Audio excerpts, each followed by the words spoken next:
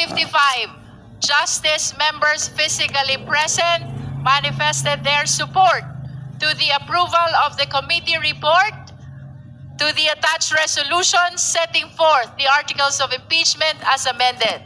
The chair therefore declares the motion unanimously approved, and as approved shall be submitted to the House and shall be calendared for the consideration by the House within 10 session days from receipt thereof. Committee Secretariat is directed to provide copy of the approved committee report with attached resolution setting forth the articles of impeachment to the respondent Vice President, the complainant, as well as the members of the Justice Committee. So ruled. The hearing is adjourned. Bumoto na ho yung Committee on Justice at wala talagang yun hong buong komite ay bumoto. Unanimous decision. Unanimous. Oo. So papunta na ito sa plenaryo para pagbotohan naman.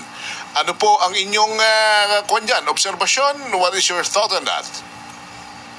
Expected naman po yun, wala umpisa.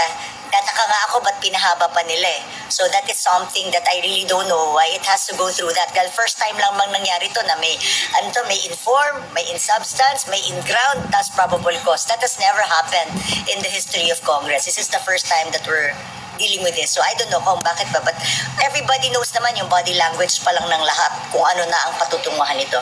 So the question is, yung 106 signatures na lang sa plenary vote. So yun na lang hihintayin natin. But Okay. you as a former congresswoman and kasamahan ninyo yung mga bumoto, kumbinsido ho ba kayo sa mga kanilang ipresentang ebidensya, sa kanilang mga pagsasalaysay, presentasyon, may mga talumpati pa, kumbinsido ba kayo?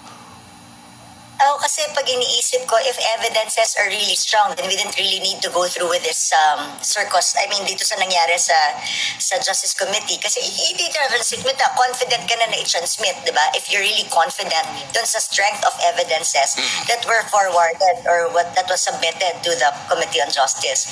So, hindi ko alam, ano bang nililigawan ba nila yung publiko para maniwala sa impeachment? Nililigawan ba nila yung mga kapwa namin mambabatas? Kaya nila ito ginagawa? Nililigawan ba nila yung senators? I really don't know.